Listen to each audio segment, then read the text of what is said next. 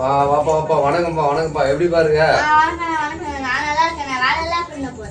இன்னைக்கு ஒரு 200-250 கேன்பா. இன்னைக்கு 4வது ஃப்ளோரு மாடி மேலே 2 கேனா தூக்கின்னு போயிட்டு ஒரு 200 கேனை வந்து டெலிவரி பண்ணிட்டோம்பா.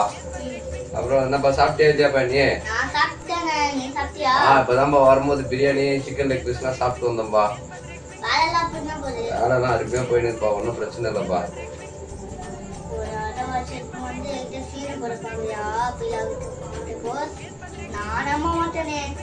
என்னப்பா ஏதோ வந்து மனசுக்குள்ளே பேசிக்கிற மாதிரி வந்த?